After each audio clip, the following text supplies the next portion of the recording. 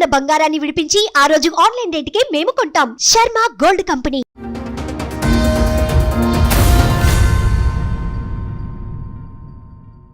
నాకంటే మా నాన్నకంటే పెద్ద ఆయన. అమ్మో, ఇప్పటికీ 13 మ్యారేజ్ అయింది. ఇప్పటికి 13 పెళ్ళిళ్ళు అయినాయి.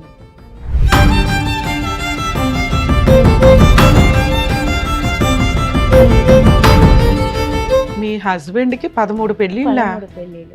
మీరు ఎన్నో భార్య? నేను 3వ భార్య. ఒక ఏరియా అంతా మీ ఆయనదేనే?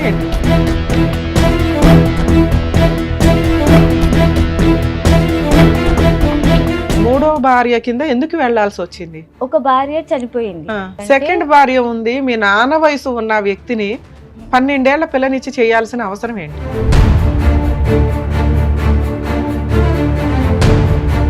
మరి ఒక్కగానొక్క ఆడపిల్లని, పసిపిల్ల 12 ఏళ్ళు అంటే పిల్లకి ఏమీ తెలియవు. ఎవరో వచ్చిరు, ఇలా కూర్చున్నారు, అది మ్యారేజ్ అని చెప్పి సైన్ చేసేసారు, పెళ్ళి అయిపోయింది. మీ నాన్న వయసు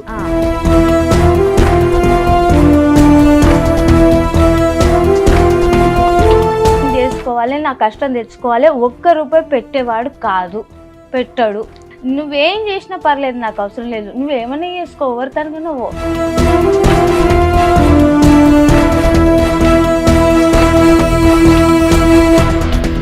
ఇప్పుడు మీరు సెకండ్ వైఫ్ ఒక ఇంట్లో ఎంత కాలం ఉన్నారు? ఒక 4-5 ఇయర్స్ ఉండొచ్చు మేడం. 4-5 ఇయర్స్ ఉన్నారా? అవును.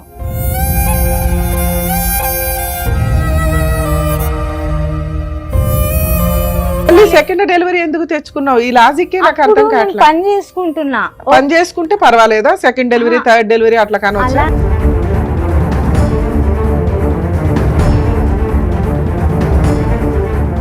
అక్కడ కూడా పిల్లలకి అన్నాడా? ఎక్కడికక్కడ తెలియదు. మరి 10 మందిని నీకు ఎలా తెలుసు? నేను పట్టుకున్నాను. 10 మందిని పట్టుకున్నావా? నేను పట్టినాను, మళ్ళీ కేసు కూడా పెట్టినా వీటి గురించి.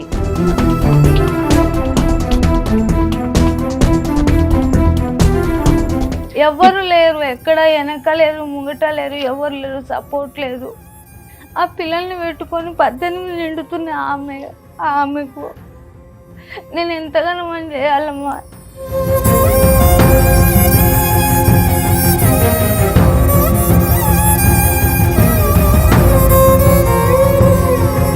సార్ ఎన్ని పెళ్లిళ్ళు చేసుకున్నారు సార్ మీరు? ఇంతకే మీ వయసుకి 12 ఏళ్ల పిల్లలు పెళ్లి చేసుకుంటారా? కొడుకు ఉండాలి కదా సార్, పెళ్లిళ్ళు చేసుకున్నా చెప్తేనే ఇంటనే అయిపోయానా?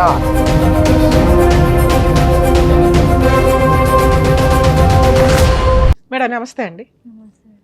మేడం మీ పేరేంటి, ఎక్కడి నుంచి వచ్చారు? నా పేరు ఫస్ట్ కృష్ణవేణి, తర్వాత సాజిత అని. ఓ, కృష్ణవేణి ఎలియాస్ సాజిత. ఏంటి ముస్లిం పేరు? ముస్లిం పేరు అంటే నేను ముస్లిం అబ్బాయిని పెళ్లి చేసుకున్నారా? ఓకే, పెళ్లి చేసుకున్నా. ఎక్కడి నుంచి వస్తున్నారు మేడం మీరు? నేను శంషాబాద్ నుంచి. శంషాబాద్, ఓకే.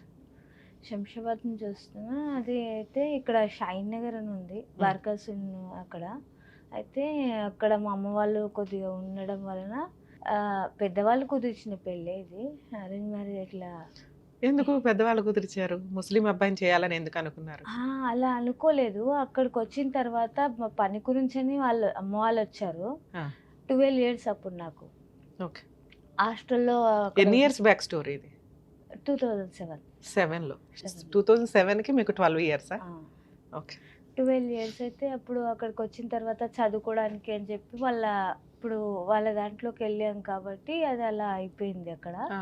ఆ తర్వాత మీ సరౌండింగ్ అంతా అదే, మీరు చదువుకుంటున్న స్కూల్ ముస్లిం స్కూల్స్ అవడం వల్ల మీకు అది పెద్దగా అనిపించలేదు. ఆ తర్వాత అక్కడ నుంచి నేను రావడానికి చాలా ఇబ్బంది పడ్డాను. అంటే వెళ్ళిపోదామని అనుకుంటే కొద్దిగా అమ్మ వాళ్ళు అక్కడే ఉన్నారు, నాకేమో కొద్దిగా ఇష్టం లేకుండా ఉండే. అయినా కూడా ఇంకా మా అమ్మ వాళ్ళు ఎలా చెప్తే అలానే ఉంటాను కదా అని చెప్పి అది కంటిన్యూ అయిపోయింది. కొద్దిగా కంటిన్యూగా అయిపోయిన తర్వాత అమ్మ వాళ్ళ దగ్గరికి వెళ్ళి అతను ఏదో మాట్లాడి నాకంటే మా నాన్నకంటే పెద్ద ఆయన. అమ్మో, ఇప్పటికీ 13 మ్యారేజ్ అయినాయి. ఇప్పటికి 13 పెళ్ళిళ్ళు అయినాయి ఆయనకు. మీ హస్బెండ్ కి 13 పెళ్లిళ్ళ? 13 పెళ్ళిళ్ళు. మీరు ఎన్నో భార్య? నేను 3వ భార్యని. మీ తర్వాత 10 పెళ్లిళ్ళు అయినాయా? చాలా మంది అయిపోయాయి, అలా వదిలేసుకుంటూ వెళ్ళాడు అతను. అమ్మో. నేను 2008 నుంచే కేసులు పెడుతూనే ఉన్నాను. 2007లో మీకు మ్యారేజ్ అయింది. మ్యారేజ్ అయ్యింది. 8 నుంచి మీకు సీన్ అర్థమైంది. ఆ. మీరు అప్పటికి మూడో భార్య కింద ఎందుకు వెళ్లాల్సి వచ్చింది? ఒక భార్య చనిపోయింది. ఆ, ఒక రెండో భార్య భార్య చనిపోతే 2 పాపలు ఉన్నారు అతనికి. ఒక ఓకే. అబ్బాయి ఒక అమ్మాయి. ఆ తర్వాత నెక్స్ట్ మళ్ళీ వేరే ఎవరైతే పెళ్లి చేసుకున్నారో ఆమెను చేసుకున్నాక ఒక కొడుకు మళ్ళీ ఒక బిడ్డ. నలుగురు నలుగురు అప్పటికి. అయిపోయారు అప్పటికి. ఆ తర్వాత అప్పుడు నాకు ఐడియా లేదు, నాకు తెలియదు కూడా. ఇంట్లోనే మీకు ఇల్లరికంగా వస్తాను నేను బయటికి ఏం తీసుకోను అమ్మాయిని. సెకండ్ భార్య ఉంది, మీ నాన్న వయసు ఉన్న వ్యక్తిని 12 ఏళ్ల పిల్లనిచ్చి చేయాల్సిన అవసరం ఏంటి? అది మీరు ఫైనాన్షియల్ వీక్, మీకు కుదరలా, మీ అవును. ఇంట్లో వాళ్ళు ఇవన్నీ పక్కన పెట్టండి. అవును, ఒక సెకండ్ వైఫ్ ఉంది కదా. అది తెలియనివ్వలేదు. సరే, తెలియలేదు, ఫస్ట్ వైఫ్ చనిపోయిందని తెలుసుగా, అప్పుడు మీరు సెకండ్ భార్యగా వెళ్తున్నారుగా. అది కూడా అది కూడా మ్యారేజ్ తెలియలేదా? కూడా అయ్యిందని తెలియదు మేడం మాకు. వాళ్ళు ఎక్కడ వాళ్ళు, మీరు ఎక్కడ వాళ్ళు? అతను కర్నూలు అంటారు. అంత కర్నూలు సంబంధం ఎలా వచ్చింది మీకు? కర్నూలు అంటే ఇక్కడనే సెటిల్ అయిపోయింది. ఒక 2 years ఆయన ఎంతో 10 ఏళ్ళు 11 అవును, ఏళ్ళు 10 ఏళ్ల నుంచి ఉన్నప్పుడు ఇక్కడ సరే సెటిల్ అయినప్పుడు 2007, 8, 6 అంటే కనీసం చుట్టుపక్కల వాళ్ళు ఎవరు, వాళ్ళ ఫ్యామిలీస్ ఏంటి అందరికీ తెలుస్తాయి కదా. ఎవరు చెప్పలేకపోయారు మేడం. అక్కడ మీరు ఎంత మంది మొత్తం అమ్మా మీ ఇంట్లో? నేను మా 2 తమ్ముళ్ళు. నువ్వు ఉన్నదా ఒక్కతే ఆడపిల్లవు కదా, అంత ఒక్కదాన్నే. కంగారేంటి మీ ఇంట్లో? అది అర్థం కాలేదు. అతను ఏం చేసిండో ఏమైందో అసలు ఏం అర్థం మీ కాలేదు. నాన్నగారు తాగుపోతా? లేదు మేడం. మరి ఒక్కగానొక్క ఆడపిల్లని, పసిపిల్ల 12 ఏళ్ళు అంటే పిల్లకి ఏమీ తెలియవు. అర్థం కాకుండా అదొక మ్యారేజ్ అంటే ఎవరో వచ్చిర్రు ఇలా కూర్చున్నారు, అది మ్యారేజ్ అని చెప్పి సైన్ చేసేసారు, పెళ్ళి అయిపోయింది. నీకంటే తెలియదమ్మా, మీ అమ్మా నాన్నకైతే బుద్ధి ఉండాలి కదా. బతికే ఉన్నారా ఇప్పటికి? అమ్మ చనిపోయింది, నాన్న? నాన్న ఉన్నాడు. మీ బ్రదర్స్? మా 2 తమ్ముళ్ళు చిన్నవాళ్ళు. వాళ్ళు ఇప్పుడు పెద్దోళ్ళు అయి ఉంటారు కదా, వాళ్ళకి పెళ్ళిళ్ళు అయినాయా? అయిపోయింది. ఓకే. అయితే ఇంకా తర్వాత అది 2007 మార్చి 18కి మ్యారేజ్ అయ్యింది. డిసెంబర్ అదే 2007 డిసెంబర్కు పెద్ద అమ్మాయి పుట్టింది. 1 yearకే పెద్ద పాప. అంటే మీకు ఎంతమంది పిల్లలు? చెప్పొచ్చలేదు, మెన్సెస్ అయిపోయినాం కదా మేడం. అది అయిపోయిన ఒక 2 daysకే నేను అలా అన్నందుకు అది అలా అయిపోయింది. ఇంకా ప్రెగ్నెంట్ తొందరగా వచ్చింది, నాకు కొద్దిగా అవ్వలేదు పిల్లల్ని. 13వ ఏట పిల్లని కన్నావు. నార్మల్ కూడా, అది కూడా సిజరింగ్ అయితే ఏం లేదు. తర్వాత అది అయిపోయిన తర్వాత నేను వెళ్ళాను. ఈయనకి ఆల్రెడీ ఫస్ట్ ఒక భార్య చనిపోయి 2 పిల్లలు, సెకండ్ ఒక భార్య 2 పిల్లలు, ఇవన్నీ నీకు ఎప్పుడు తెలిసినాయి? పాప పుట్టాక. ఫస్ట్ పాప పుట్టినాక మీకు ఎంతమంది పిల్లలు? 2 అమ్మాయిలు. ఎందుకమ్మా ఇద్దరు ఈ 10 మందికి ఇంకెంతమంది ఉన్నారు? ఒక ఏరియా అంతా మీ ఆయనదేనే ఏంటి? మొత్తం చూసా నేను ఇంకా అవన్నీ ఏం చేయలేకపోయి ఇంకా కేసులు 2008లో ఒక ఫస్ట్ కూతురు పుడుతున్న టైంలో మీకు అర్థమైంది ఈయనకి మీరు థర్డ్ భార్య అని, సెకండ్ వైఫ్ ఉందని. ఆవిడెప్పుడు వచ్చి మీ మీద గొడవ పడ్డం కానీ ఏమీ చేయలేదు? ఆమెతో కలిసే ఉంచిండు మిమ్మల్ని తీసుకెళ్ళి. ఆమె కూడా ఎలా ఒప్పుకుందా నాకు తెలియదు అసలు. నువ్వు ఒప్పుకున్నావు? ఆవిడ అంతే, ఆవిడకి ఏమైనా సహాయతో? కాదు మేడం, అలా ఉన్నప్పుడు అంటే నాకంటే కోపం వచ్చింది, నేను కేసులు పెట్టాను. మళ్ళీ ఆమెకి ఏమైంది అసలు? నేను ఉన్నాను కూడా హెచ్చరించవచ్చు కదా. బానే ఆవిడ మీద పడుతున్నావు, నీ హక్కుల గురించి నువ్వు మాట్లాడడం. ఇప్పుడు మీరు ఎట్లా ఒక రీజన్ చెప్తున్నారో ఆవిడ రీజన్స్ ఆవిడకు ఉండి ఉండొచ్చు, కర్మ మనం ఏం చేయలేం. 2007, 8లో మీకు ఒక పాప పుట్టినప్పుడే మీకు సెకండ్ వైఫ్ ఉంది, పిల్లలు ఉన్నారు, ఆవిడ దగ్గరికి తీసుకెళ్లి మిమ్మల్ని ఉంచారు అన్నప్పుడు మీకు మళ్ళీ సెకండ్ డెలివరీ ఎప్పుడు ఎందుకు వచ్చింది? సెకండ్ డెలివరీ అంటే ఆ తర్వాత అది అయిపోయిన తర్వాత నేను PS లో కేసు వేసాను. ఇంట్లో ఉన్నప్పుడు ఏ పోలీస్ స్టేషన్ లో? పాడిచేరి PS లో కేసు వేసాను. ఆ రోజుల్లో చాలా పెద్ద కేసులు అమ్మా అవి. అసలు మేడం పట్టించుకోలేదు మేడం నిజం చెప్తే. కానీ ఇతను ఏదో తెలియదు, కానీ ఏదో చేశారు, అది అర్థం కాలేదు నాకైతే. కేసు అక్కడిదక్కడ అది అక్కడనే కాంప్రమైజ్ అయిపోయింది. పాప ఉంది ఎందుకులే కలిసి ఉందాం అనే అదే అయిపోతే 11 నెలలు ఉంది పాప. 11 నెలల పాపను అమ్మ దగ్గర వదిలేసి బషీర్బాగ్లో పనికి పెట్టిండు నన్ను. అక్కడికి వచ్చిన తర్వాత నేను అక్కడ ఉన్న ఆయన వస్తూ పోతూ చిన్న తమ్ముని తీసుకొని పని చేసుకున్నా. ఆ తర్వాత తను తీసుకొని వచ్చిన తర్వాత అక్కడ నుంచి మా ఆయన ఇలా రావడం చేయడము అది కొద్దిగా మాకు కూడా అంత అనిపించలేదు నాకు కూడా. ఆ తర్వాత 2010లో మా చిన్న పాప పుట్టింది. అప్పుడు పుట్టేసిన తర్వాత ఇంకా అవన్నీ అయిపోయిన తర్వాత నేను ఏం చెప్పలేను. ఇంకా నాకు ఆయన కొద్దిగా ఇలా చేస్తుండు, ఇంకెక్కువనే అవుతున్నాయి పెళ్ళిళ్ళు ఇవన్నీ అవుతున్నాయి, వద్దు ఇంకా ఈయనతో కలిసి ఉండడం కష్టమవుతుంది నాకు అని చెప్పి నేను అనుకున్నా. కానీ దూరమే పెట్టినా కానీ ఇప్పుడు మీరు సెకండ్ వైఫ్ ఒక ఇంట్లో ఎంత కాలం ఉన్నారు? ఒక 4-5 years ఉండొచ్చు మేడం. 4-5 years ఉన్నారా? అవును. వంట ఎవరు చేసేవాళ్ళు మీ ఇద్దరిలో? ఇద్దరం చేసేవాళ్ళము కలిసి బాగా అంతా అన్యోన్యం. ఉండడం. అలానే కలిసి ఉండడం, అక్క అని అప్పుడు పిలవడము. ఈ 4 years లో నువ్వు ఆవిడ మోటివేట్ చేయలేదా, మన ఇద్దరికి అన్యాయం చేశాడు, ఇంకెంతమందికి చెప్పాను నేను. చేస్తున్నాడో బయట చెప్పాను, కనుక్కుందాము అని? తను నాకు చెప్పింది, నేను ఏం చేయలేను, నేను నువ్వే చేసేది ఉంటే ఏదన్నా చేయని నేను ఇలానే ధైర్యశాలి కాదని చెప్పేసింది. నీకు ఒప్పేసుకుంది. ఆమె అదే చెప్పింది. చెప్తే నేను సరేలే ఇంకేం చేయలేను నేనని చెప్పి సైలెంట్. నాకు తెలిసినప్పుడల్లా నేను వెళ్ళి కేసెస్ పెట్టాను, కొట్లాడాను, ఫైట్ చేశాను, అన్నీ అయిపోయినాయి. ఇప్పుడు మీ వయసు ఎంత, మీ ఆయన వయసు ఎంత? నా వయసు ఇప్పుడు 32 మేడం. 32. అతనిదేమో 60+ ఏదో ఉంటుంది. 60 అయితే కామన్ గా, ఎందుకంటే మీ నాన్న వయసు. నాన్నకే 60 పై అయిపోయింది. 65 ఉంది నాన్నకు ఇప్పుడు. అయితే ఇంకా అది అయిపోయింది. ఇంకా అంత అయిపోయిన తర్వాత మేము అక్కడ ఇక్కడ చాలా చోట్ల వెళ్ళాను. అమ్మ ఆ పిల్లని తీసుకొని అతనితో ఉంటూ, సెకండ్ వైఫ్ తో ఉంటూ కోర్టులో కేసులు వేస్తూ తిరిగావా? తిరిగాను. తిరిగి ఊరుకున్నాడా మరి నువ్వు అట్లా కోర్టుల చుట్టూ తిరుగుతుంటే? చేసుకో ఎవరో చూస్తారు, నేను నువ్వు చూస్తా. పోలీస్ స్టేషన్కి వెళ్ళి కేసులు వేసి మళ్ళీ ఇంటికి వచ్చి ఇంట్లో వంట చేసుకొని తింటూ అందరూ హ్యాపీగా నా పడుకుంటున్నారు. పని నేను చేసుకోవాలి, నా కష్టం తెచ్చుకోవాలి. ₹1 పెట్టేవాడు కాదు, పెట్టాడు. అప్పుడు ఆ ఇంట్లో ఎందుకున్నావు నాన్న? నాకు మళ్ళీ సెకండ్ డెలివరీ ఎందుకు తెచ్చుకున్నావు? ఈ లాజిక్కే నాకు అప్పుడు అర్థం నేను కావట్లేదు. పని చేసుకుంటున్నా. పని చేసుకుంటే పర్వాలేదా? సెకండ్ డెలివరీ, థర్డ్ డెలివరీ అట్లా కానొచ్చా? అలా అని కాదు మేడం, నీ తిండి ఇద్దరు నువ్వు తింటున్నావు. అమ్మాయిలకు నాకు కొద్దిగా అర్థం నీ కాలేదు. తిండి నువ్వు తింటున్నావు, నీ పిల్లలు నువ్వు పోషించుకుంటున్నావు, నువ్వు పోరాడే అంత శక్తి మీకుంది. ఉన్న టైంలో మళ్ళీ సరే ఇదే లైఫ్ లో స్పాయిల్ అయిపోయిన లైఫ్ ఎందుకు వచ్చింది? నేనేదో ఫైనాన్షియల్ గా స్ట్రాంగ్ గా ఉందో ఉన్నంత వరకు సర్దుకోవడం, ఆ టైంలో నీకు పెద్ద నాలెడ్జ్ ఉంటది కాబట్టి. రెండోది, ఒక స్టేజ్ వచ్చినాక బయటకు వచ్చేద్దాం, ఒక పిల్ల చాలు కదా, మళ్ళీ ఇంకో డెలివరీ అంటే ఎందుకు? నాకు అంత అనుభవం లేకపోయిందమ్మా. అదొకటి ఏంటంటే, ఇద్దరు పిల్లలు అయిపోయిన తర్వాత నాకు ఒకటి తెలివి అనేది కొద్దిగా వచ్చింది అప్పుడు. ఆ తర్వాత నేను ఏం చేయాలో నాకు అర్థం కాలేదు. ఇంకా నేను అతను దూరం పెట్టేశాను. ఇంకా కలవడం అనేటివి ఏది లేకుండా అయిపోయింది. 2016లో మొత్తానికి ఇంకా అసలు చేతులు ఎత్తేసిండు ఆయన సైలెంట్ గా. ఇక్కడ నేను అతను అలా ఉంటారు, ఇంటి ముంగటనే ఇల్లు ఉంది. ఇప్పుడు అతని ఇంట్లోనే ఉంటున్నాను నేను. ఇక్కడ దాకా వచ్చినా కూడా నువ్వేం చేసినా పర్లేదు, నాకు అవసరం లేదు, నువ్వేమన్నా చేసుకో, ఎవరితనగా నువ్వు. 2010లో లీగల్ గా ప్రొసీడ్ అవ్వడానికి స్టార్ట్ అయ్యారు, సెకండ్ డెలివరీ. అతనికి ఇంటి ఎదురుగా షిఫ్ట్ అయ్యి ఎంతకాలం అయింది? అంటే ఇంట్లో నుంచి బయటకు వచ్చి వేరే ఉంటున్నారు అన్న? అవును, వేరే అంటే అతని ఇల్లే అది కూడా. అదే అతందే, వేరే ఉంటామంటే అతనితో కలిసి ఉండట్లా ఒకే షెల్టర్ లో. అవును. మరి మీ అక్క ఏదైతే ఉందో సెకండ్ ఆవిడ అతనితో పాటే ఉంటుందా? ఉంటుంది. మధ్యలో ఈ 10 మంది ఇప్పుడు 15 ఏళ్ళు నువ్వు చెప్తున్న స్టోరీ. వాళ్ళంతా వదులుకుంటూ వెళ్ళిపోయారు మేడం. అతనికి ఏం చేయండో ఏం చేసిండో అవన్నీ వదిలేసుకుంటూ. సో మీ ఇద్దరు పర్మనెంట్ గా ఉన్నారు. ఆ తర్వాత 10 మంది Yes, అందరూ అక్కడ కూడా పిల్లలకి అన్నాడా? ఎక్కడికక్కడ తెలియదు. మరి నాకు 10 మంది అని నీకు ఎలా తెలుసు? ఏం evidence? నేను పట్టుకున్నాను, 10 మందిని పట్టుకున్నావా? నేను పట్టినాను. మళ్ళీ కేసు కూడా పెట్టిన వీటి గురించి. ఎవరు ఆమె శ్వేతారెడ్డి అని ఉండే, అక్కడికి వెళ్తే అక్కడ కేసు అయింది 498A. ఓకే, అది కేసు అయింది. దాని గురించి తిరుగుతున్నాడు.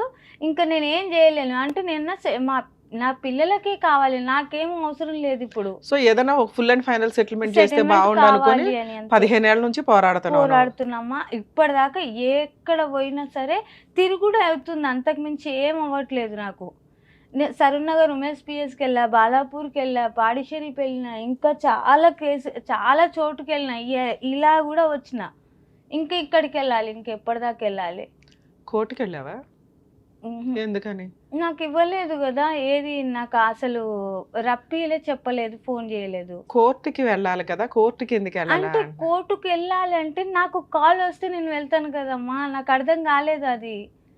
అడ్వకేట్ని ఎందుకు పెట్టుకోలే? నా దగ్గర అంత స్తోమత ఉంటే నేను ఇక్కడ దాకా వస్తానా అమ్మా? అసలు ఏం పని చేస్తారు మీరు? నేను లేబర్ పని చేసుకుంటున్నా. మీ పిల్లల వయసు ఎంత ఇప్పుడు? ఏం చేస్తున్నారు వాళ్ళు? ఒక అమ్మాయికి ఇప్పుడు 2015కి, ఇప్పుడు 2015కి, ఇప్పుడు ఈ డిసెంబర్ కదా, 15కు 18 వస్తాయి పెద్ద అమ్మాయికి. రెండో అమ్మాయికి 17. పిల్లలు చదువుకుంటున్నారమ్మా? ఓకే. ఇక్కడికి ఎందుకు వచ్చారు? నాకు ఏదో ఒకటి పిల్లలకు ఆదరు చూపించాలంటాను అనుకున్నామా. అమ్మా మీరు పోలీస్ స్టేషన్లకు వెళితే మీరు ఏం కేసులు వేసుకోవాలో మీకు చెప్పుంటారు. చెప్పలేదా? చెప్తారు తల్లి. ఒకటే చెప్పారు 498A, అది పోలీస్ స్టేషన్ లో అక్కడ వేస్తారు. సార్ నేను అడ్వకేట్లను పెట్టుకోలేను, నా పిల్లలకి నాకు నెల నెల మెయింటెనెన్స్ కావాలి అని అడిగితే ఫ్రీ లీగల్ ఎయిడ్ కి పంపిస్తారు కదమ్మా మిమ్మల్ని. 15 ఏళ్లలో మీకు ఒక్కళ్ళు కూడా ఈ సలహా లేదు, చెప్పలేదా? అసలు మా సలహా షోలు నేను చూసినా నీకు అర్థం మిమ్మల్ని అవుతుందిగా. చూసాకే వచ్చాను ఇక్కడ దాకా. అయ్యో మీ వీడియోస్ చూసాకే నాకు కొద్దిగా ధైర్యం వచ్చింది ఇక్కడికి రానికే. ఎవరు లేరు, ఎక్కడ వెనక లేరు, ముంగట లేరు, ఎవరు లేరు, సపోర్ట్ లేదు. ఆ పిల్లల్ని పెట్టుకొని 18 నిండుతున్నాయి ఆమెకు. నేను ఎంతగానో మనం చేయాలమ్మా. మీ హస్బెండ్ ఫోన్ తీస్తాడా ఇప్పుడు మాట్లాడితే? తీస్తాడు, వేరే వాళ్ళ ఫోన్లతో చేస్తే తీస్తాడు, నా ఫోన్తో అయితే తీయడు. తీసి ఏంటి అని అడిగితే చెప్తాడా? చెప్తాడు, ఏంటి కేసు ఇలా అయ్యి ఏంటది అని అడిగితే మరి ఏం చెప్తాడో తెలియదు, ఐడియా అయితే లేదు. కేసు అయితే ఉంది ఆల్రెడీ. ఇప్పుడు మీరు ఉంటున్న ఇల్లు ఎవరి పేరు మీద ఉంది? ఎంత వాల్యూ చేస్తుంది? 75, అది 75 గజాలు అంటారు కదా మేడం. అది 2 రూమ్లు ఉన్నాయి. ప్రస్తుతానికి అయితే అందులో నేను ఉంటున్నా. పైన పోర్షన్ గాని పైన రూములు గాని లేదు, మీరు ఉండడానికే ఉంది. అది ఎవరి పేరు మీద ఉంది? అది అంటుండ్రు వాళ్ళ అబ్బాయి పేరు మీద ఉంది అని అంటుండు. అది మరి ఎక్కడ ఉందో ఎవరి పేరు మీద ఉందో నాకైతే తెలియదు. నోటరీ ల్యాండా, రిజిస్ట్రేషన్ ల్యాండా తెలియదు, అది కూడా తెలియదు. జస్ట్ ఉండగలుగుతున్నారు. ఏం పని చేసుకుంటున్నారు మీరు ఇప్పుడు? డైలీ ఏదో పని చేస్తున్నారు. ఎంత వస్తుంది మీకు ఇన్కమ్? నాకు అంటే ఇంట్లో సరుకులు అవి తెచ్చుకునే అంత వస్తుందా? వస్తుంది, 700-800 వస్తాయి మేడం. అంటే ఇప్పటి వరకు అతని దగ్గర కొద్దిగా నొప్పి చాలా వస్తుంటది. ఆ సిమెంట్ బస్తాలు మోస్తాం కదా, దాని వల్ల ఎక్కువ నొప్పి వస్తుంది. నా వల్ల అవ్వట్లేదు పని చేయాలంటే. నానెంబడి అక్కడికి ఏమంటారు జామ తోటలో మందు కొట్టాలి కదా, అది పెట్టాలంటే ఇది బ్యాగ్ వేసుకొని ఇలా పంపు కొట్టాలి. ఈ రెట్ట మొత్తం నొప్పి అవుతుంది, ఇక్కడ చెయ్యి మొత్తం. ఏదో ఒకటి చేస్తే నా పిల్లలు నేను ఎక్కడనో ఒక దిక్కు బతికేస్తామని నేను అంటున్నా. ఆయనకైతే పిల్లలకు ఒక్కసారి ఇప్పటిదాకా 10 మందికి సెటిల్ చేశాడు కదా, ఆ సెటిల్మెంట్ ఏదో నువ్వు కూడా చేసుకోవచ్చు. అంటున్నామా, నీ కాళ్ళు కూడా మొక్కుతాయి. ఆ పిల్లలకు ఒకటి ఏమన్నా ఏ ఆదేరువు, అంతకు మించి నేనేం కోరతలేను. ఉన్న కేసులన్నీ తీసేస్తాను. 1 లక్ష రూపాయలు పెట్టి ఆడ అడ్వకేట్ పెట్టి వకీల్ని పెట్టిరు, అక్కడ పెట్టి ఆ 1 లక్ష రూపాయలు ఆడనే ఉన్నాయి. ఇప్పుడు కూడా ఉన్నాయి అవి. నువ్వు నేను పోయి ఆ 1 లక్ష రూపాయలు తెస్తే పిల్లల పేరు మీద వేస్తే ఏమన్నా అవుతాయి కదా అని నేను చెప్తే నేను రాను. నేను ఎవరి దగ్గర అంటే సెటిల్మెంట్ చేసుకున్నారా 1 లక్ష రూపాయలకి? అంటే కేసు తీసేసుకున్నాము, తీసుకుంటే 1 లక్ష ఇస్తా అని చెప్పిండు నాకు. అదే 1 లక్ష నేను కేసు తీసేస్తా పోని, ఆ 1 లక్ష రూపాయలు పిల్లల పేరు మీద వేస్తే ఏమన్నా అవసరానికి వస్తాయి కదా అని చెప్పింది. నేను నేను నీ ఎంబడి రాను. నేను నా ఎంబడి రాకపోతే నువ్వు వేరేగా రా, నేను వేరేగా పోతా. కోర్టులో కేసు పేపర్లు తీసుకొచ్చారా? ఫోటోలు కూడా అసలు దిగలేదు, కానీ ఏదో ఒక ఫోటో ఉండాలి కదా అని చెప్పి ఈ ఫోటో అయినది. ఇది అందరినీ ఇలా ముస్లింల అంటే హిందువులను మనని ముస్లింలుగా మారుస్తాడు అతను. ఈయన అందరినీ మార్చేస్తాడు. అది ఏం చదువుతాడో మరి ఏం ఊపుతాడో అంటే మాట్లాడవచ్చు. ఇవి అంటే ఆయన మార్చి అందరికి చూపిస్తాడు ఇలా. ఓకే, హిందూ మహిళల్ని ఇట్లా ముస్లిమ్స్ కింద మార్చాను అనేది ఒక ట్రస్ట్ అన్నమాట. అసలు మెయిన్ గా రీజన్ ఏంటంటే అసలు చెప్పాలా చెప్పొద్దు కానీ లేడీస్ అయితే మా హస్బెండ్ ఎవరు లేకపోతే వాళ్ళని మాత్రం తెచ్చుకుంటాడు, ఈయన పెళ్లి చేసుకుంటాడు, లేకపోతే వేరేలకు డబ్బులకు పెళ్లి చేసిస్తాడు. దారుణం. హిందువుల్ని ముస్లిం గా మార్చే ఒక ట్రస్ట్. అదేంటమ్మా ఎంఓయూనా సెటిల్మెంట్ అయిన డీడా? కాదు మేడం, ఇది డైవర్స్ అని చెప్పి ఇల్లు పేపర్లు ఇల్లు రాసిస్తున్నాను చెప్పి నా దగ్గర 2016 సైన్ తీసుకుండు. కానీ అది ఏమంటారు నేను విడిచిపెడుతున్నానని చెప్పి రాపించుకున్నంట. అయినా కూడా పర్లేదు నేను ఎట్లయినా విడిచిపెడుతున్నా అని చెప్పి నేను. ఇది ఇచ్చాడు. ఇల్లు ఇచ్చాడా? ఇల్లు ఇవ్వలేదు, ఏమి ఇవ్వలేదు. మరి ఇల్లు ఇవ్వకుండా నువ్వు సంతకాలు ఎట్లా పెడతావమ్మా? ఇల్లు ఇచ్చిన రోజు పెట్టాలి కదా. అది పెట్టించుకున్న తర్వాత నాకు తెలిసింది ఆ సంగతి. అయినా కూడా దాని గురించి వాల్యూ లేదు మేడం అసలు. సిగ్నేచర్ అయితే పెట్టావు కదా, ఇదేం వ్యాలిడ్ కాదు కానీ లీగల్ గా సిగ్నేచర్లు పెట్టినట్టు లెక్క కదా. ఎందుకు పెట్టాలి ఇట్లాంటివి అయినా అని ఆ పేపర్ల మీద బతుకుతాడు ఆయన. అదే ఇప్పుడు ఇది ఉంది అమ్మాయి. సో ఈ అమ్మాయి థర్డ్ వైఫ్ అండి, కాబట్టి ఆవిడ మ్యూచువల్ గా ఒప్పేసుకుంది, అందుకని నేను వేరే పెళ్లి చేసుకున్నాను అంటాడు. ఇప్పుడు నేను మాట్లాడినా కూడా వేరే పెళ్లి చేసుకున్నాను, నేను 10 పెళ్లిళ్ళు చేసుకున్నాడు, 1-2 కాదు నేను మేడం. నేను చేసుకున్నా అంటున్నారా అంటున్నా. మీరు కాదమ్మా, మీ హస్బెండ్ చేసుకున్నాడు. నువ్వు యాడ్ చేసుకున్నావు, 2 పిల్లలు పెట్టుకుని. అదే తెలివిగా అయితే రాయించుకున్నాడు నీ అవసరాన్ని వాడుకొని. ఓకే, 2020లో కేసు పెట్టావు. 2020లో కాదు మేడం, ఇది నేను అప్పుడు చాలా రోజులు ముగ్గురు మీద అయిపోతుంది. పెట్టావు కదమ్మా, వీళ్ళు ఎవరు? వాళ్ళు జైనా బేగం, కొట్టిర్రు. మహమ్మద్ ఎవరిళ్ళు? వాళ్ళ పిల్లలే. వీళ్ళిద్దరు వాళ్ళ పై పిల్లలా? నుంచి చెట్టుపై నుంచి రాయితో తలపైన కొడితే పగిలిపోయింది తల. ఈ కేసు సెటిల్మెంట్ చేసుకోమని అడిగాడా? సెటిల్మెంట్ 498 ఎందుకు వేయలేదు? ఇది 498 వేసాను మేడం. అది ఇది 498 కదమ్మా. నిన్ను ఎవరో బలవంగా కొడితే, గ్రూప్ ఆఫ్ పీపుల్స్ ముగ్గురు కలిపి కొడితే ఈ సెక్షన్స్ కొట్టినందుకు కేసు. ఇది కొంచెం పెద్ద కేసే. ఇప్పుడు మీరు ఏమైనా వేసి ఉంటే ఇప్పటిదాకా పోలీస్ స్టేషన్ కేసులే వేశారు. ఒకటి 498 వేశారు, ఇంకొకటి ఇక్కడ కొట్టినందుకు వాళ్ళు వచ్చి నీ మీద ఎందుకు కొట్టారు? అంత సీన్ ఎందుకు వచ్చింది? వాళ్ళకి ఆల్రెడీ అలవాటే కదా, ఎంతమంది పిన్నులు అన్నా ఉంటారు. మూతలు ఇట్లా కూర్చున్న పనికెళ్ళి వచ్చినా ఇలా కూర్చుంటే ఏదో వాయిస్ వస్తుంటే బయట ఎవరిదో అని చెప్పి కూర్చున్నా. ఆ పై నుంచి చూస్తూ ఉంటారు, రోజు అదే ఉంటది వాళ్ళకు. రోజు చూస్తూ ఉన్నారు. వాళ్ళు ఏం చేసారంటే అక్కడ నుంచి రాయి సరిగ్గా ఇంట్లోకి వచ్చింది. అది అలా కొట్టగానే ఇక్కడ తగిలితే అప్పుడు సిఐ భాస్కర్ సార్ ఉండే కాల్ చేస్తే నన్ను రాత్రి 12 గంటలకు ఉస్మానియాకు పంపించారు. అక్కడ నుంచి స్లిప్ తీసుకురమ్మని చెప్పారు. అలా అక్కడ తీసుకొచ్చిన తర్వాత మార్నింగ్ ఇక్కడ ఇది ఎఫ్ఐఆర్ అయింది ఆ కాపీ. ఓకే, సరే మీకేం కావాలి? ఇక్కడ దాకా రావడానికి రీజన్ ఏంటి? రీజన్ ఏం లేదు మేడం, పిల్లల కోసమే నేను వచ్చిన. అసలు ఏం లేదు, నాకు పిల్లలకు ఏదైనా ఒక ఆధారం చూపిస్తే ఆ పిల్లల్ని చదివించుకొని నేను బతికించుకుంటా. అమ్మ, మీరు ఇక్కడ దాకా వచ్చారు కాబట్టి ఒక ట్రైల్ నేను ఫోన్ చేసి మాట్లాడతాను. ఒకవేళ ఫోన్లో మేడం మేము సెటిల్మెంట్ చేసుకుంటామండి, ఆల్రెడీ ఒక అడ్వకేట్ ఎవరో ఉన్నారు అంటున్నారు, మీరు సెటిల్మెంట్ అయిన లేదు అతను వదిలేశారు. వాళ్ళు వదిలేశాడు. అక్కడ ₹1,00,000 ఉన్నాయి అన్నారు. అక్కడే ఉన్నాయి, అవి ఆయన దగ్గర ఉన్నాయి, ఆయన దగ్గర వాళ్ళ దగ్గర ఉన్నాయి. అట్లా ఎట్లా ఉంచుకుంటాడమ్మా? అడ్వకేట్ ఉంచుకోరు కదా. అక్కడే ఉన్నాయి. సో ఇప్పుడు ఆ సెటిల్మెంట్ కూడా మీకు పెద్ద యూజ్ లేదు. ఈయన వస్తే ఇస్తా అని చెప్పిండు. అంటే కలిసి వస్తే ఒక నిమిషం తల్లి, మీ ఇద్దరు వెళ్ళి కేసు క్లోజ్ చేసుకుంటే ఆ ₹1,00,000 ఆయన మీకు ఇచ్చేస్తాడు. ఓకే, మిగతా ఇంకేం వద్దా? ₹1,00,000 చాలా మీకు? నేను అలా ఆ ఒక్క కేసుకే ₹1,00,000. ఫుల్ అండ్ ఫైనల్ సెటిల్మెంట్ కి మీకు ఏమి ఇస్తారు అనేది ఇస్తారో ఇంకా అది మీకే తెలియాలి మేడం. సరే, ఒకసారి ట్రై చేసి మాట్లాడతాను తల్లి.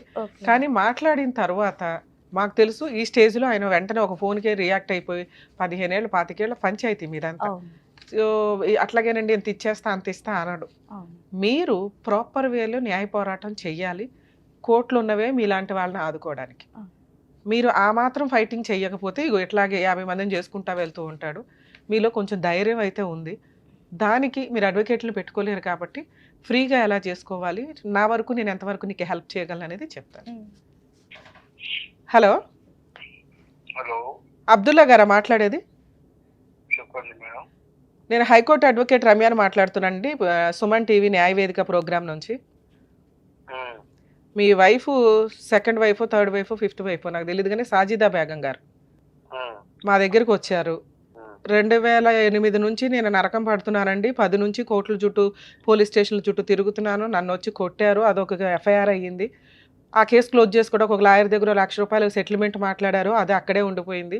నా పిల్లలకి నాకు ఏదైనా న్యాయం చేయించి ఫుల్ అండ్ ఫైనల్ సెటిల్మెంట్ చేయించండి, లేదా కేసులు వేయడానికి లీగల్ సపోర్ట్ ఇవ్వండి అని అడిగారు.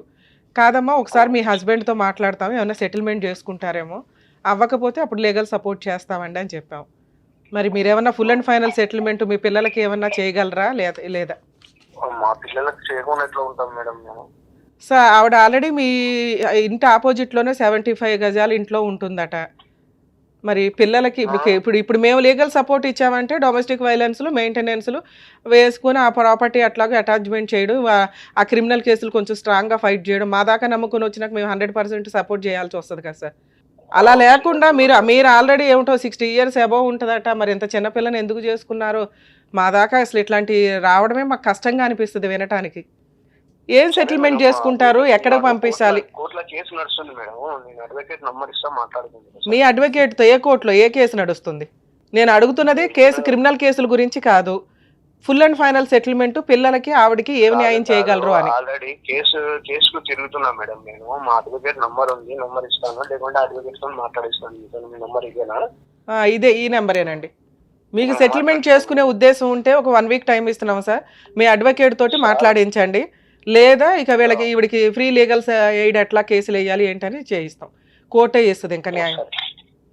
ఎందుకు అనవసరంగా కోర్టుల చుట్టూ తిరగడం ఎందుకు? మీ చరిత్ర తీస్తుంటే బోళ్ళు అంత బయటపడుతుంది. కానీ అవన్నీ మేము ఇక్కడ మాట్లాడకూడదు కాబట్టి మాట్లాడట్లేదు. కోర్టు దాకా వచ్చి మేము సపోర్ట్ చేస్తే చాలా స్ట్రాంగ్ గా ఉంటది.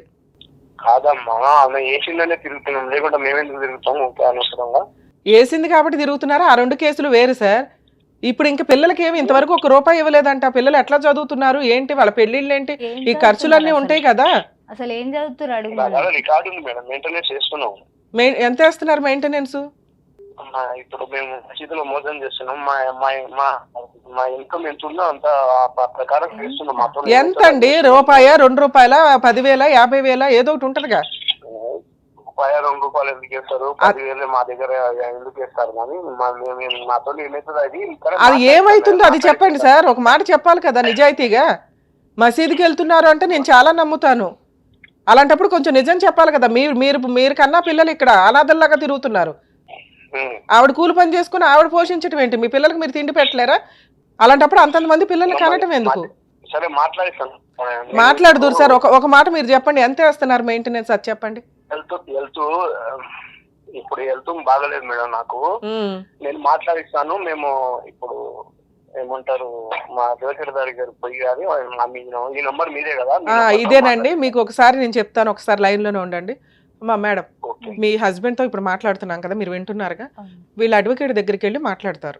మీకు ఫోన్ వచ్చి మీతో మాట్లాడు ఒక 1 week లో ఫుల్ అండ్ ఫైనల్ ఏమైనా సెటిల్మెంట్ చేసుకుంటే ఓకే. లేదా మీరు మళ్ళీ మమ్మల్ని కాంటాక్ట్ అవ్వండి. మా సుమన్ టీవీ తరపు నుంచి అడ్వకేట్ రమ్య గారు మీకు 100% ఎంత హెల్ప్ చేయగలరో అంతా చేస్తారు. ఈయన దగ్గర నుంచి మెయింటెనెన్స్ వసూలు చేయడం ఎట్లాగా కోర్టు ద్వారా 100% వసూలు చేయిస్తారు. ఎందుకు అంటే ఈయన ఎంత అమౌంటో చెప్పట్లా. నిజంగా 3,000 వేస్తున్నారండి, 5,000 ఏదో ఒక ఫిగర్ చెప్తారు. నేను అన్నదానికి కౌంటర్ మాట్లాడారు తప్ప. 10,000, 20,000, 50,000 అంటే నేను ఆ మాట చెప్పాను. అవును సార్, అదే అడుగుతున్నా. నేను అడిగాను, మీరు ఒక మాట చెప్పగలగాలి సార్. నేను 2,000 వేస్తున్నాను మేడం, 3,000 వేస్తున్నాను మేడం అని చెప్పాలి కదా. ఒక మసీదు మోజన్ కు 10,000, 20,000 ఎట్లా చెప్పగలుగుతారు మీరు అని నేను చెప్పిన. నేను చెప్పాలన్నా మరి ఎందుకు పెళ్లి చేసుకున్నారు సార్? ఎన్ని పెళ్లిళ్ళు చేసుకున్నారు సార్ మీరు? ఇంతకీ మీ వయసుకి 12 ఏళ్ల పిల్లల్ని పెళ్లి చేసుకుంటారా? కొడుకు ఉండాలి కదా సార్. మీ పెళ్లిళ్ళు చేసుకున్నా చెప్తేనే ఇంటనే అయిపోయానా? అసలు మీరు ఎన్ని పెళ్లిళ్ళు చేసుకున్నారు చెప్పండి నాకు. బలే నేను చెప్పింది తప్పే అయితే నువ్వు చెప్పు, మళ్ళీ ఏం చెప్తున్నావు చెప్పు. కాదు, 2 పక్కల వినాలి కదా మేడం. అందుకే సార్ మిమ్మల్ని అడుగుతున్నాం కదా, మీరు చెప్పండి సార్. మీరు చెప్పండి. నేను 2 క్వశ్చన్లు అడుగుతున్నాను సార్, ఇంకేం అడగట్లా. మీరు ఎట్లాగో మీ అడ్వకేట్ ద్వారా మాట్లాడతానన్నారు, ఆయనతో మాట్లాడతాం. కానీ మన వ్యూయర్స్ కూడా జనాలకి తెలియాలి కదా ఈయన ఎంత మంచి వ్యక్తి అని. ఇప్పుడు 1 side మాట్లాడితే కరెక్ట్ కాదు. నేను 2 క్వశ్చన్లు అడుగుతున్నా. మీరు మెయింటెనెన్స్ ఎంత ఇస్తున్నారు వాళ్ళకి? మేము మెయింటెనెన్స్ 2,000 ఇస్తున్నాం మేడం. 2,000 ఇస్తున్నారా? మా 2,000 వస్తున్నాయా? లేదు, నాకు దానికి అవ్వట్లేదు, దాంతో కావట్లేదు అని చెప్పి ఒక 1 month కింద నేను అడిగాను. కాదయ్యా దాంతో అవ్వట్లేదా, 2,000 తోటి ఈ రోజుల్లో 2,000 తోటి నీకు ఇల్లు గడిచిపోవాలి. ఒక్క నిమిషం, ఒక వారం లోపల తీసుకొని పోతే సార్ ఈ 2,000, 10,000 పంచాయతీలు వద్దు కానీ ఫుల్ అండ్ ఫైనల్ సెటిల్మెంట్ చేసేయండి. వాళ్ళకు 20 లక్షలు, 10 లక్షలు ఏం మాట్లాడుకుంటారో ఒకసారి మాట్లాడుకోండి. మేడం ఇది సెటిల్మెంట్ అయిపోయిందంటే ఆ అమ్మాయి మాకు 1 week లో ఫోన్ చేస్తే ఓకే, లేదా మీరు మీ లాయర్ ద్వారానే కోర్టులో మాట్లాడుతున్నారు. అలాగే ఏమనంటే ఈ లాయర్ల గురించి అయితే బాగా ఈ లాయర్ల పంచాయతీలు మాకు తెలుసు కానీ మాట్లాడదాం. అంటే లాయర్ని తీసుకొస్తాడు మేడం. ఏమనంటే కేసు కోర్టు అయినా ఆడకే పిఎస్ కోంగలే లాయర్ వెంటనే ఎక్కడ ఉంటారో మరి తెలియదు, వాళ్ళు ఎలా వస్తారో తెలియదు. ఇలా కేసు అయిందో లేదో అలా వస్తారో ఇలా ఇచ్చి వెళ్ళిపోతారు. తల్లి మీరు కనీసం 2,000 వేస్తున్నారనే మాట మాకు చెప్పాలి ఫస్ట్ గా. అది బేసిక్ కదా. లేదు మిమ్మల్ని అనట్లేదు, వెయ్యరు అదేదో టైం పాస్ కి అప్పుడప్పుడు వేసే పంచాయతీ తప్ప ఆయన రెగ్యులర్ గా వెయ్యట్లేదు, ఏమి లేదు. నేనేమన్నా ₹1, ₹2, ₹1,000, ₹10,000, ₹50,000 అని అన్నా దానికి ఆయనకి అంత వచ్చి లేదు మేడం నేను 2,000 వేస్తున్నానని చెప్పొచ్చు. అంటే 2,000 ఈ రోజుల్లో ఎందుకు పనికిరాదు అనేది ఆయనకి అర్థమవుతుంది. 3 బతకాలి 2,000 మీద. పోనీ ఓన్ హౌస్ ఉందని అనుకున్నా కూడా పిల్లల చదువులు కానీ వాళ్ళ పెళ్ళిళ్ళు కానీ ఇవన్నీ హెల్త్ కానీ ఇవన్నీ ఉంటాయి కదమ్మా. సో ఇది కరెక్ట్ కాదు. ఇక్కడ ఆయన మీద గట్టిగా పోరాడే వాళ్ళు ఎవరూ లేరు. నువ్వు పోరాడే విధానం కూడా సరిగ్గా అనిపించట్లే.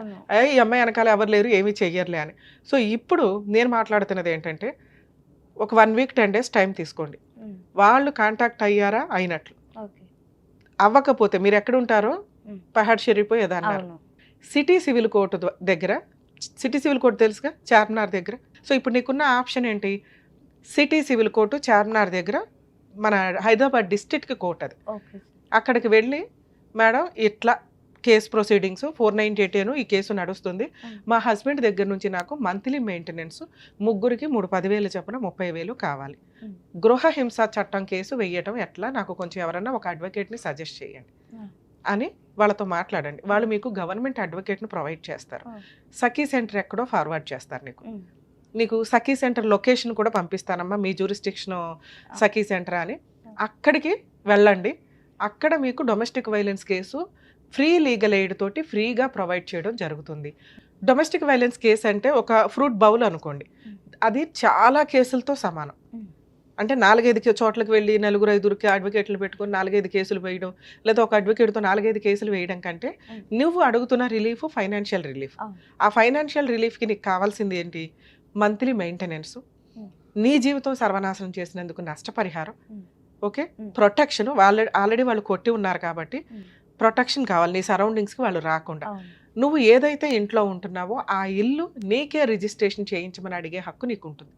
ఈ 4 పాయింట్స్ అంటే 4 డిఫరెంట్ కేసుల్ని ఒకే కేసులో అడిగే హక్కు డొమెస్టిక్ వైలెన్స్ ద్వారా ఉంది. ఫ్రీ అడ్వకేటు అక్కడ ప్రొవైడ్ చేస్తారు. ఇది మీలాంటి వాళ్ళ కోసం పెట్టిన చట్టం.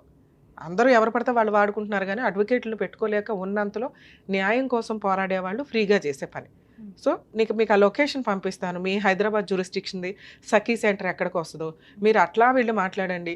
ఒకవేళ వాళ్ళు ప్రాపర్గా రెస్పాండ్ అవ్వకపోతే ఇట్లా సుమన్ టీవీ ద్వారా అడ్వకేట్ రమ్య గారిని అప్రోచ్ చేయనండి, మేడం పంపించారు, పని చేయకపోతే నాకు చెప్పు తల్లి, నేను మాట్లాడతాను, మేము దిగుతాను అప్పుడు. ఓకే, ఆల్ ది బెస్ట్ అమ్మ, జాగ్రత్త. ఇక్కడ ఒక్కసారి ఆలోచించండి, 60 ఏళ్ళు అంటే ఇప్పుడు పెళ్ళి ఒక 25,000 25 years అనుకుంటే, ఒక 12 ఏళ్ల అమ్మాయిని 40 ఏళ్ళు 45 ఏళ్ల వయసున్న వ్యక్తి పెళ్లి చేసుకుంటూ ఉన్నప్పుడు అంత ఫైనాన్షియల్గా అంత హీనమైన పొజిషన్లో ఉన్న కనీసం ఆడపిల్లల్ని అలా వదిలేయండి. మేబీ ఇది 20 ఏళ్ల క్రితం స్టోరీ అయ్యి ఉండొచ్చేమో, కానీ ఇప్పుడు కూడా కొన్ని ఏరియాల్లో అలాగే నడుస్తుందండి. ఎందుకంటే మొన్న ఒక మైనర్ మ్యారేజ్ కేసు 2 years బ్యాకే, పిల్లకి 15 ఏళ్ళు 25 ఏళ్ల అబ్బాయిని ఇచ్చి పెళ్లి చేశారు. సాఫ్ట్వేర్ అండి, ఇదండి, మాకు పలానా క్యాస్ట్లో ఆడపిల్లలు దొరకట్లేదు. మా నాన్న, ఆ అమ్మాయి వాళ్ళ నాన్న పచ్చి తాగుబోతు. ఆ తాగుబోతు భార్యను కొట్టి, నానమ్మను కొట్టి, అంటే తాగుబోతు వాళ్ళ అమ్మను కొట్టి ఆ పసిపిల్లని తీసుకొని వెళ్ళి ఒక వ్యక్తి చేతిలో పెడితే గట్టిగా 2-3 monthsకి అతని హెల్త్ ప్రాబ్లం బయటపడింది. ఏంటంటే అతని 2 కిడ్నీలు డ్యామేజ్. ఆ 2 కిడ్నీలు డ్యామేజ్ అయితే ఆ అబ్బాయి వాళ్ళ అమ్మ ఒక కిడ్నీ ఇచ్చింది, అది కూడా స్పాయిల్. ఎందుకంటే నాన్న ఎంత పనికి మాలిన తాగుబోతో అంతకి డబల్ తాగుబోతూ అబ్బాయి. ఆడపిల్లని వదిలించుకోవడం అంటే ఇంత దరిద్రంగా ఆలోచించొద్దు దయచేసి తల్లిదండ్రులు. తండ్రి తాగుబోతూ ఓకే, కనీసం ఆ నానమ్మ అమ్మ ఈ రోజున బాధపడి మా ఆఫీస్కి వచ్చి మాట్లాడారు, కానీ ఆ కేసుల్లో లీగాలిటీ. ఇప్పుడు ఆ పిల్ల వయసు ఎంతో తెలుసా? 17 ఏళ్ళు. అందులో 2 years ఆ పిల్ల ఆ డయాలసిస్ కోసం హాస్పిటల్లో, నిమ్స్ హాస్పిటల్లో తిరుగుతా కూర్చుంది. వెక్స్ అయిపోయి ఆ పిల్ల ఎక్కడో ఇంట్లో నుంచి పారిపోయి అక్కడ చెట్ల దగ్గర కూర్చొని ఉంటే ఎవరో ఫోన్ చేస్తే ఆ నానమ్మ అమ్మ వెళ్ళి పిల్లని తెచ్చుకొని ఆఫీస్కి తీసుకొచ్చి మేడం హెల్ప్ చేయండి అని అడిగితే ఏం చేయగలం? మీకు బుద్ధి ఉండాలి ఫస్ట్. ఇంత పసిపిల్లలకి పెళ్ళిళ్ళు చేసుకుంటూ, అమ్మ తల్లి మీకు ఇక్కడ రిక్వెస్ట్ చేస్తున్నా, మీరు కూడా అంతే నిస్సహాయ స్థితిలో ఉన్నారు. మైనర్ మ్యారేజ్లు ఎంత వరస్టో కొంచెం తెలుసుకుంటే, ఎందుకంటే చేసిన వాళ్ళు చేసుకున్న వాళ్ళు ఇద్దరు కూడా జైలుకి వెళ్ళాలి, క్రిమినల్ ప్రొసీడింగ్. అలాగే మైనర్ అమ్మాయి 18 years లోపు, మేడం నాకు ఈ మ్యారేజ్ వద్దు, నేను వదిలించుకోవాలనుకుంటున్నానంటే తనకి తానుగా, అంటే 18 years లోపు అయితే గార్డియన్గా వాళ్ళ అమ్మో వాళ్ళ నాన్నో వాళ్ళ పెద్దమ్మో ఎవరో ఒకళ్ళు ఉండి డైవర్స్ కేసు వేయొచ్చు.